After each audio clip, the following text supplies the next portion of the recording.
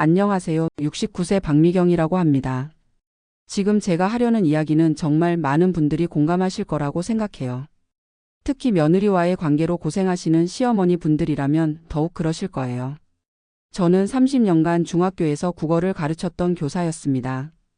58세에 명예퇴직을 하고 남편과 함께 아들이 있는 LA로 이민을 갔어요. 그때까지만 해도 행복한 노후를 꿈꿨죠. 남편은 대기업 건설회사에서 30년간 일하다가 59세에 정년퇴직을 했어요. 우리 부부는 평생 성실하게 살면서 꽤 많은 재산을 모았습니다. 제가 교원연금으로 매달 280만 원씩 받고 있고 남편이 돌아가신 후에는 유족연금으로 72만 원을 더 받고 있어요. 강남에 35평 아파트도 있고 LA에서는 부동산 두 채를 사서 하나는 살고 하나는 임대를 놨었죠. 아들 준혁이는 LA에서 한인 대형마트 체인의 지역 매니저로 일하고 있어요.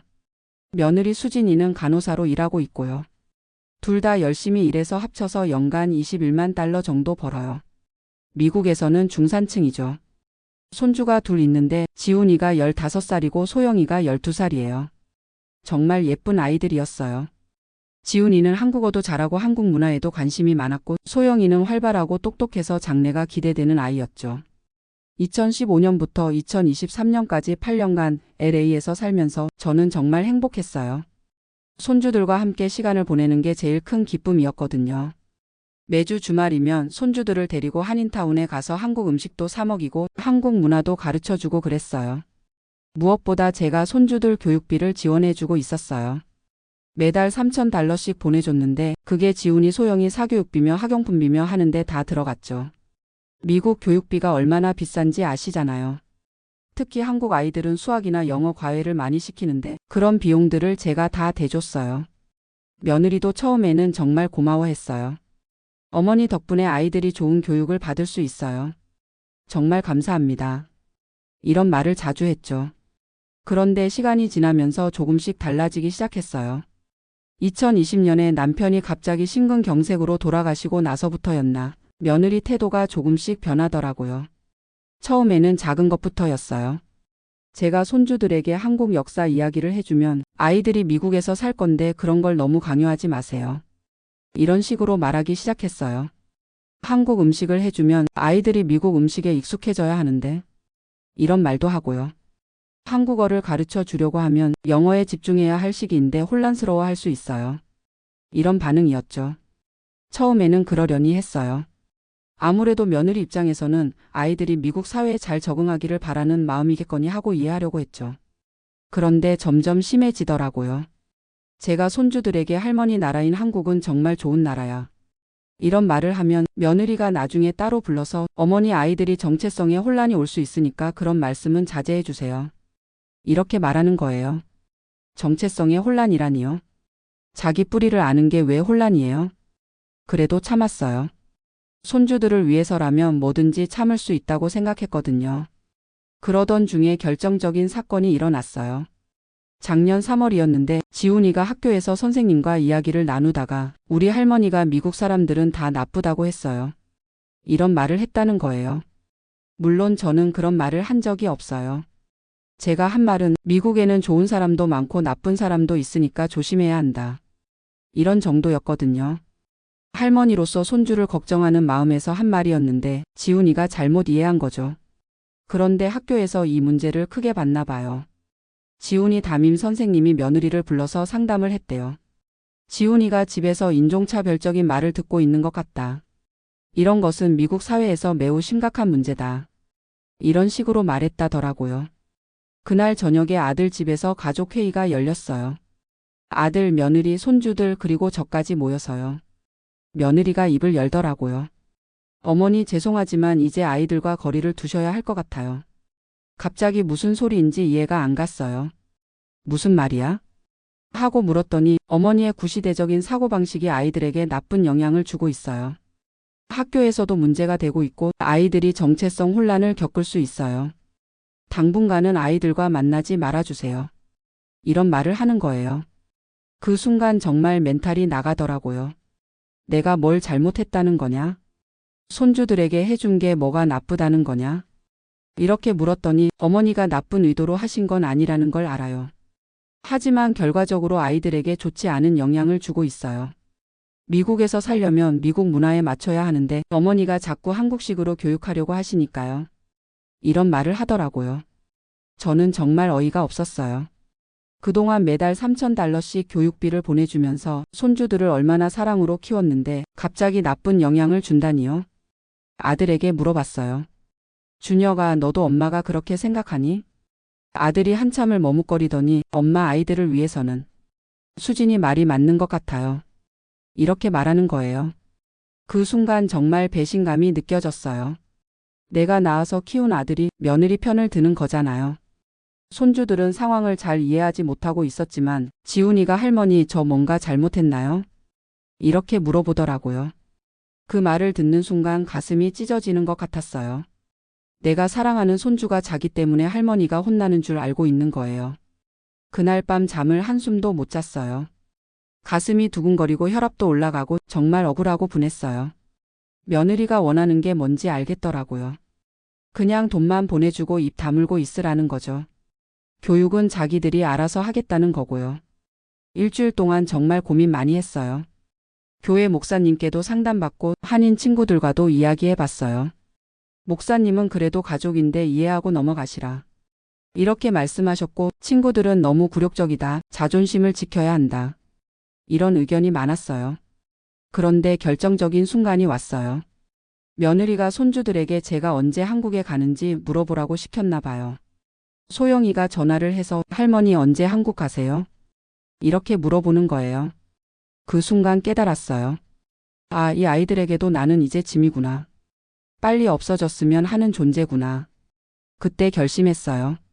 좋아, 내가 정말 없어져 주겠어. 바로 다음날 부동산 중개업소에 가서 집 두 채를 매물로 내놨어요.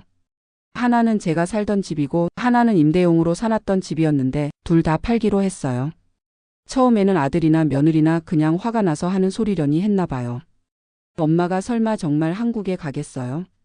이런 반응이었거든요. 그런데 2주 후에 집에 매물 표시가 붙더니 사람들이 집을 보러 다니기 시작하니까 그제서야 실감했나 봐요. 아들이 급하게 전화를 했어요. 엄마, 정말 한국에 가시는 거예요? 그래, 가겠다. 왜요? 우리가 잘못한 게 있으면 말해주세요. 잘못한 게 있냐고? 내가 손주들에게 나쁜 영향을 준다며? 그럼 나는 없어지는 게 낫겠지. 그게 아니라. 아니라고? 그럼 뭐야? 내가 계속 여기 있으면서 교육비만 보내주고 입 다물고 있으라는 거야? 아들이 할 말이 없더라고요. 집은 생각보다 빨리 팔렸어요. 거주용 집은 $80만, 임대용 집은 $120만 팔렸어요. LA 부동산 시장이 좋을 때라서 웬만한 집들이 다 잘 팔렸거든요. 매각 절차를 진행하면서 저는 정말 체계적으로 준비했어요. 교육비 지원도 그달부터 바로 끊었고 한국행 비행기표도 예약했어요. 며느리는 처음에 시원해했나 봐요. 드디어 간섭하는 사람이 없어진다. 이런 생각이었겠죠. 그런데 막상 교육비가 안 들어오니까 현실을 깨달았나 봐요. 매달 $3,000가 얼마나 큰 돈인지 말이에요. 아들이 다시 전화를 했어요. 엄마, 좀 이야기해요. 뭘 이야기해? 교육비 문제도 있고. 아, 이제 교육비가 문제구나. 그럼 처음부터 왜 그랬어? 내가 손주들에게 나쁜 영향 준다며? 나쁜 영향 주는 사람한테 왜 돈을 받으려고 해? 아들이 대답을 못하더라고요. 3개월 후에 저는 정말로 한국행 비행기에 올랐어요. 공항에서 아들이 와서 마지막으로 만류했지만 제 마음은 이미 굳어진 상태였어요. 엄마, 정말 가시는 거예요? 그래, 간다. 손주들은 어떻게 해요? 손주들? 내가 손주들에게 나쁜 영향 준다며? 그럼 멀리 있는 게 낫겠지. 그렇게 저는 8년간의 LA 생활을 정리하고 한국으로 돌아왔어요. 한국에 도착해서 강남 집에 정착하니까 처음에는 좀 어색했어요. 8년 동안 비워뒀던 집이라 여기저기 손볼 데가 많았고 LA와는 전혀 다른 환경이니까요. 그런데 시간이 지나면서 오히려 편해지더라고요. 일단 언어 문제가 없잖아요. LA에서는 아무리 8년을 살아도 영어가 완전히 자연스럽지는 않았거든요. 그리고 한국의 시니어 복지 시스템이 생각보다 잘 되어 있더라고요. 아파트 단지 내에 경로당도 있고 근처 복지관에서 다양한 프로그램도 운영하고 있고요. 무엇보다 옛날 동료 교사들이 저를 반갑게 맞아줬어요. 미경아, 왜 이제 왔어? 우리 계속 기다렸는데. 이런 말들을 들으니까 정말 따뜻했어요. 아파트 부녀회에도 가입하고 교회도 새로 나가기 시작했어요. 서예도 배우고 요가도 하고 독서 모임에도 참여하면서 새로운 인간관계를 만들어 갔어요. 그러면서 깨달은 게 있어요. 나는 누군가를 위해 희생하지 않아도 충분히 행복할 수 있다는 거예요. 그동안 손주들을 위해, 아들을 위해 살았는데 정작 내 자신을 위해서는 별로 살지 않았더라고요. LA에 있을 때는 매일이 손주들 생각뿐이었어요. 오늘은 뭘 해주나 뭘 사주나 이런 생각만 했었거든요. 그런데 한국에 와서는 내가 뭘 하고 싶은지, 내가 뭘 할 때 행복한지를 생각하게 됐어요. 부동산 투자에도 관심이 생겼어요. LA 집 한 돈이 한국 돈으로 2억 정도 되더라고요. 그 돈으로 작은 오피스텔을 하나 더 사서 임대를 놨어요. 임대 수입으로 용돈도 생기고 부동산 공부도 하면서 재미있게 지내고 있어요. 한국에 온 지 1년쯤 됐을 때 아들한테서 가끔 전화가 오기 시작했어요. 처음에는 안부 정도 묻는 전화였는데 나중에는 슬슬 경제적인 얘기를 하더라고요. 엄마, 요즘 생활비가 많이 올라서. 그래? 아이들 교육비도 부담이고. 그럼 줄이든지. 그게 쉽게 되나요? 그럼 어쩌라고? 이런 식으로 대화가 끝나곤 했어요. 며느리도 달라졌나 봐요. 처음에는 시어머니가 없어서 시원하다고 생각했을 텐데 막상 매달 $3,000가 안 들어오니까 현실을 깨달았겠죠. 아들이 힘들어하는 것 같더라고요. 지금까지는 제가 교육비를 대줬으니까 여유가 있었는데 갑자기 $3,000를 자기들이 부담해야 하니까 빠듯해진 거죠. 미국 물가가 얼마나 오르고 있어요. 특히 사교육비는 정말 비싸죠. 지훈이 수학 과외만 월 $800, 소영이 영어 과외 월 $600, 피아노, 테니스 이런 것들까지 하면 정말 돈이 많이 들어가거든요. 그런데 그런 걸 다 제가 대줬으니까 아들네가 얼마나 편했겠어요. 이제 와서 생각해보니까 제가 너무 베풀기만 했던 것 같아요. 일방적으로 주기만 하고 그에 대한 고마움이나 존중은 별로 받지 못했어요. 며느리는 처음에는 고맙다고 했지만 시간이 지나면서 당연하게 여기기 시작했고 나중에는 오히려 저를 부담스러워했죠. 돈으로 사랑을 살 수는 없다는 걸 깨달았어요. 한국에 온 지 1년 반쯤 됐을 때 아들이 갑자기 엄마 보러 한국에 가겠다고 했어요. 처음에는 정말 안부 궁금해서 오는 줄 알았어요. 그런데 며느리도 같이 온다는 거예요. 손주들까지 다 데리고요. 아, 가족 여행이구나. 이렇게 생각했는데 나중에 알고 보니까 다른 이유가 있더라고요. 그들이 한국에 온 진짜 이유는 저한테 다시 교육비 지원을 부탁하려는 거였어요. 공항에서 만났는데 손주들이 저를 보고 어색해 하더라고요. 1년 반 동안 연락을 거의 안 했으니까 당연하죠. 며느리는 어색한 웃음을 지으면서 어머니 그동안 안녕하셨어요? 이렇게 인사하더라고요. 저는 냉정하게 대답했어요. 네, 잘 살고 있어요. 집에 와서 며칠 동안은 그냥 관광하고 맛있는 것 먹고 했어요. 손주들도 한국 음식을 맛있게 먹더라고요. 그걸 보니까 마음이 좀 아팠어요. 여전히 사랑스러운 내 손주들이니까요. 그런데 며칠 후에 본색이 드러났어요. 아들이 저와 단둘이 있을 때 말을 꺼내더라고요. 엄마, 사실 이번에 온 이유가 있어요. 뭔데? 경제적으로 좀 힘들어서. 다시 도움을 받을 수 있을까요? 도움? 아이들 교육비요. 엄마가 안 도와주시니까 정말 빠듯해요. 그 말을 듣는 순간 어이가 없더라고요. 준혁아, 너희들이 나한테 뭐라고 했는지 기억나? 그건 내가 손주들에게 나쁜 영향 준다며? 그래서 만나지도 말라고 했잖아. 그때는 수진이가 너무 예민했던 것 같아요. 예민했다고? 그럼 지금은 안 예민해? 아들이 대답을 못하더라고요. 그 다음날 더 황당한 일이 일어났어요. 며느리가 저한테 와서 무릎을 꿇더라고요. 정말 무릎을 꿇고 앉아서 어머니, 제가 잘못했어요. 다시 한번 기회를 주세요. 이렇게 말하는 거예요. 처음에는 진심인 줄 알았어요. 정말로 자기 잘못을 깨닫고 사과하는 줄 알았죠. 그런데 계속 듣다 보니까 결국 돈 얘기더라고요. 어머니, 제가 너무 철없었어요. 어머니의 마음을 이해하지 못했어요. 아이들도 할머니가 보고 싶어 해요. 다시 LA로 오셔서 함께 살아요. 듣기 좋은 말들을 하면서도 핵심은 다시 교육비를 지원해 달라는 거였어요. 저는 냉정하게 말했어요. 수진 씨, 일어나세요. 어머니, 일어나라고 했어요. 무릎 꿇는다고 해서 달라지는 건 없어요. 며느리가 일어나면서 눈물을 흘리더라고요. 그런데 그 눈물이 진짜인지 가짜인지 모르겠어요. 수진 씨 1년 반 전에 뭐라고 했는지 기억나요? 그때는 제가 아니에요. 그때가 당신의 진심이었어요. 저는 손주들에게 나쁜 영향을 주는 구시대적인 사람이고 아이들과 거리를 둬야 하는 사람이라고 했잖아요. 어머니 정말 죄송해요. 죄송하다고 해서 다 해결되는 건 아니에요.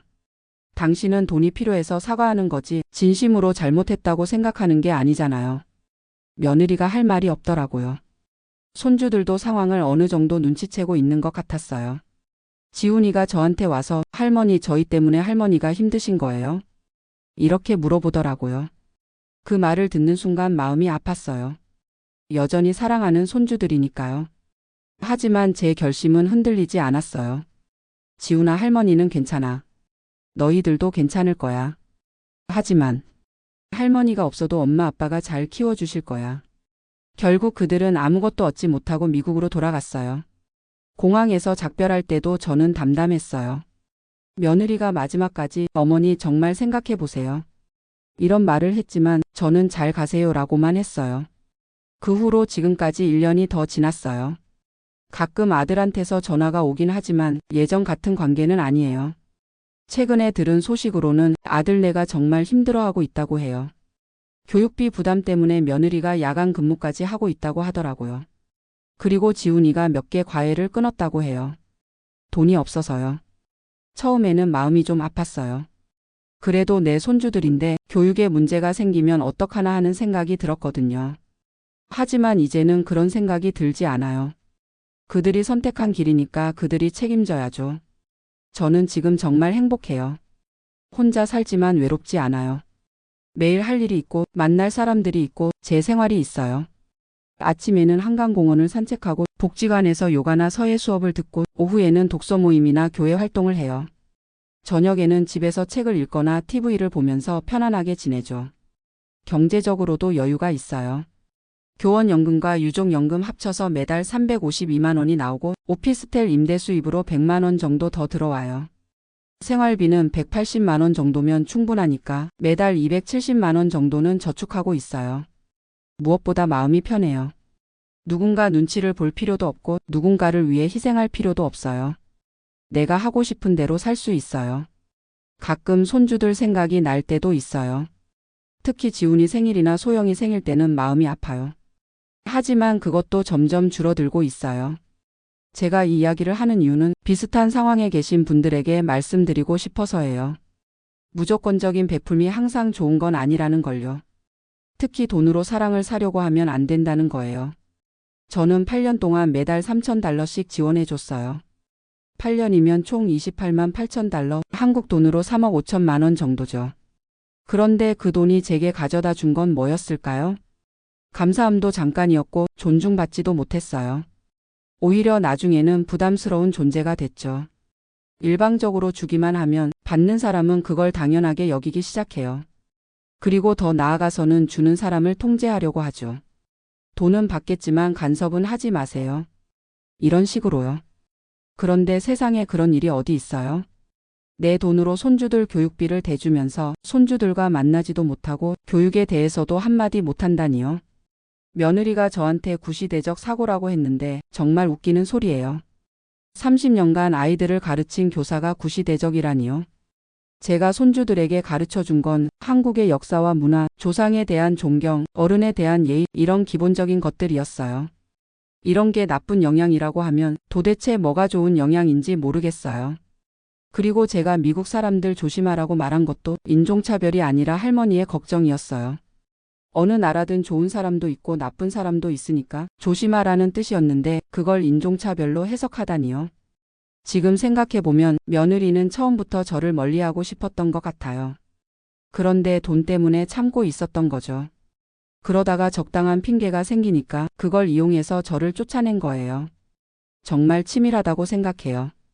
하지만 며느리도 계산을 잘못했죠.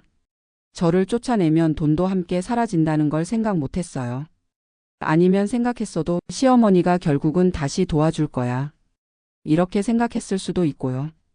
실제로 제가 한국에 온 초기에는 아들이 전화해서 슬슬 돈 얘기를 할 때 엄마가 화풀이로 그러는 거겠지. 조금 있으면 다시 도와주실 거야. 이런 생각이었을 거예요. 그런데 시간이 지나도 제가 태도를 바꾸지 않으니까 그제서야 심각성을 깨달았던 거죠. 며느리가 무릎 꿇고 사과했을 때 정말 우스웠어요. 진심으로 잘못을 깨달아서 사과하는 게 아니라 돈 때문에 사과하는 거잖아요. 만약에 그들이 경제적으로 여유가 있었다면 절대 저한테 사과하지 않았을 거예요. 시어머니가 없어서 편하다. 이렇게 생각했을 거예요. 그런 사과가 무슨 의미가 있겠어요? 저는 이제 확실히 깨달았어요. 돈으로는 진짜 사랑을 살 수 없다는 걸요. 그리고 일방적인 베풀면 오히려 관계를 망친다는 것도요. 지금 제 삶이 훨씬 평화로워요. 물론 가끔 손주들 생각이 나서 마음이 아플 때도 있지만 전체적으로는 만족스러워요. 아침에 눈 뜨면 오늘 뭘 할까 생각하는 게 즐거워요. 누구 눈치 볼 필요 없이 내가 하고 싶은 걸 할 수 있거든요. 복지관에서 새로 시작한 서예 수업이 정말 재미있어요. 20년 만에 붓을 잡았는데 옛날 감각이 되살아나더라고요. 선생님이 솜씨가 정말 좋으시네요 라고 칭찬해 주시니까 기분이 좋았어요. 독서 모임에서 만난 분들과도 친해졌어요. 다들 비슷한 연배라서 공통 관심사가 많아요.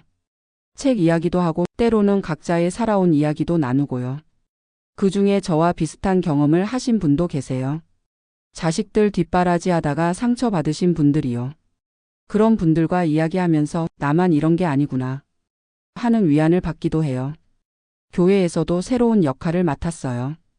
권사로 추대되어서 여전도회 활동을 하고 있어요.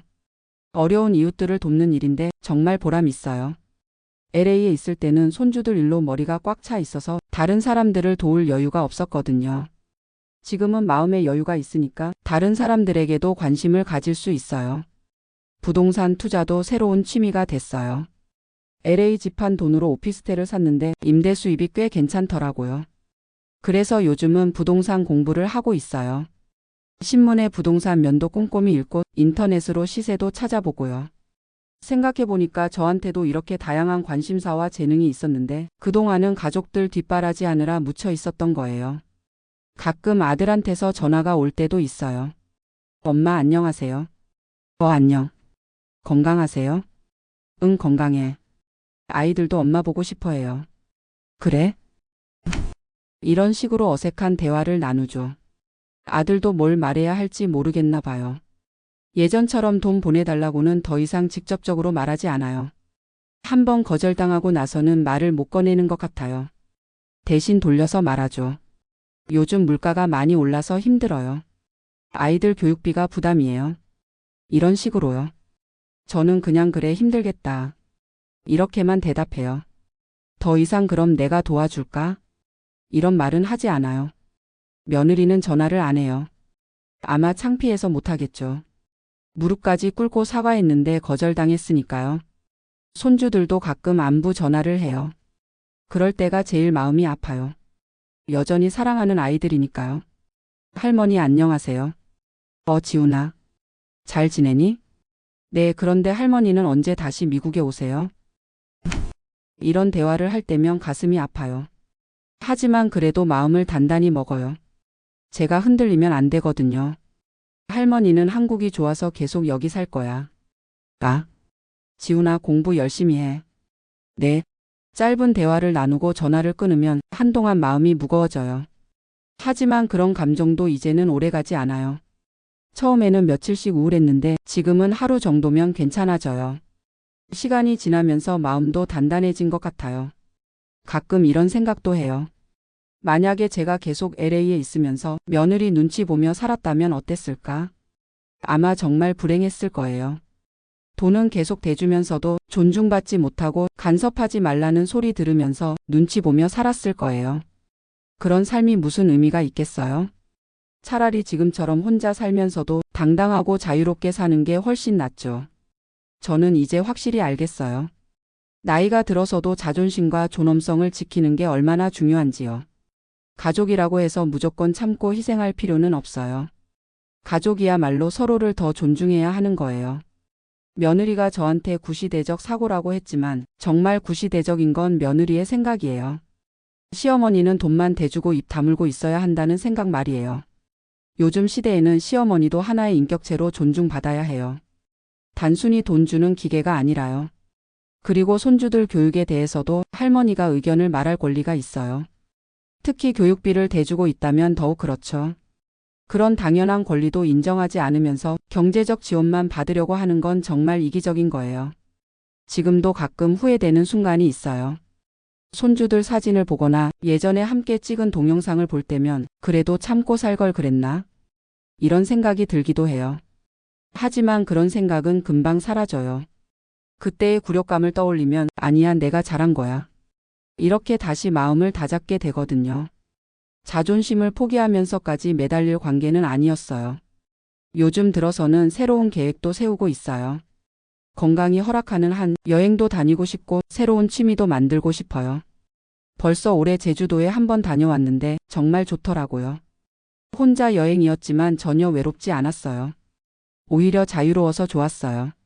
내년에는 유럽 여행도 계획하고 있어요. 옛날 동료 교사 몇 분과 함께 가기로 했거든요. 다들 비슷한 처지라서 마음이 잘 맞아요. 그리고 봉사활동도 더 늘리려고 해요. 교회에서 하는 독거노인 도시락 배달 봉사에 참여하고 있는데 정말 보람 있어요. 저보다 더 어려운 분들을 보면서 나는 정말 복받은 사람이구나. 이런 생각이 들어요. 건강하고 경제적으로도 여유가 있고 할 일도 있고 만날 사람들도 있고요. 손주들과 멀어진 건 아쉽지만 그것 때문에 모든 걸 포기할 필요는 없잖아요. 제가 이 경험을 통해서 배운 건 사랑에도 한계가 있다는 거예요. 무조건적인 사랑, 희생적인 사랑이 항상 좋은 건 아니에요. 때로는 단호함이 필요하고 때로는 거리 두기가 필요해요. 그래야 건강한 관계를 유지할 수 있어요. 며느리도 이제는 깨달았을 거예요. 시어머니의 지원이 얼마나 소중한 건지, 그리고 그런 지원을 받으면서도 무례하게 대하면 안 된다는 걸요. 하지만 이미 늦었죠. 깨달음이 너무 늦었어요. 만약에 며느리가 진심으로 사과하고 정말로 제가 손주들에게 필요한 존재라는 걸 인정한다면 저도 다시 한번 생각해 볼 수도 있어요. 하지만 그런 일은 일어나지 않을 것 같아요. 며느리의 성격상 자기 잘못을 진심으로 인정하기는 어려울 거예요. 그리고 설령 인정한다 해도 다시 똑같은 일이 반복될 가능성이 높죠. 돈이 필요할 때만 좋은 소리하고 여유가 생기면 다시 무시하고요. 그런 관계는 저도 원하지 않아요. 차라리 지금처럼 깔끔하게 정리된 게 나을 수도 있어요. 지금 제 삶은 정말 평화로워요. 아침에 일어나서 오늘 뭘 할까? 생각하는 게 즐겁고 저녁에 잠자리에 들 때 오늘 하루도 잘 살았구나 하는 만족감이 있어요. LA에 있을 때는 매일이 스트레스였거든요. 며느리 눈치 보느라 힘들고 언제 또 무슨 소리를 들을까 걱정되고 손주들과 시간 보낼 때도 며느리가 싫어하지 않을까 신경 쓰이고요. 그런 삶이 무슨 의미가 있겠어요? 이제는 그런 걱정 없이 살 수 있어서 정말 좋아요. 마지막으로 비슷한 상황에 계신 분들에게 말씀드리고 싶어요. 가족이라고 해서 무조건 참을 필요는 없어요. 특히 경제적 지원을 하고 있다면 최소한의 존중은 받아야 해요. 돈만 받고 간섭하지 말라고 하는 건 정말 이기적인 거예요. 그런 요구를 받아들이면 안 돼요. 그리고 일방적으로 베푸는 것도 좋지 않아요. 받는 사람이 그걸 당연하게 여기기 시작하거든요. 감사함도 사라지고 오히려 부담스러워해요. 사랑에도 원칙이 있어야 해요.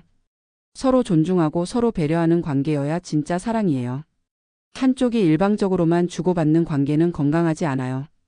그리고 나이가 들어서도 자신의 삶을 포기하면 안 돼요. 자식들 뒷바라지하는 것도 중요하지만 자신의 행복도 소중해요. 저는 69세에 새로운 인생을 시작했어요. 늦었다고 생각할 수도 있지만 건강하다면 언제든지 새로운 시작이 가능해요. 지금 저는 정말 행복해요. 혼자 살지만 외롭지 않고 하고 싶은 일들이 많아요. 앞으로도 건강관리 잘하면서 제 인생을 당당하게 살아갈 거예요. 가끔 손주들 생각이 나긴 하지만 그것 때문에 제 모든 걸 포기할 순 없어요. 저도 제 인생이 있으니까요. 혹시 지금 저와 비슷한 상황에 계신 분이 있다면 용기를 내세요. 자존심을 포기하면서까지 매달릴 필요 없어요. 당당하게 사시면 돼요. 그리고 진짜 가족이라면 언젠가는 서로를 이해하게 될 거예요. 시간이 걸리더라도 말이죠. 만약에 끝까지 이해하지 못한다면 그건 진짜 가족이 아니었던 거예요. 그런 관계에 매달릴 이유도 없고요. 저는 지금 제 선택에 대해 전혀 후회하지 않아요. 오히려 더 일찍 결정했으면 좋았을 거라는 생각이 들어요. 앞으로도 건강하고 행복하게 살면서 진정으로 저를 아끼고 존중해주는 사람들과 함께 하겠어요. 그것이 저에게 가장 좋은 선택이라고 생각해요. 감사합니다.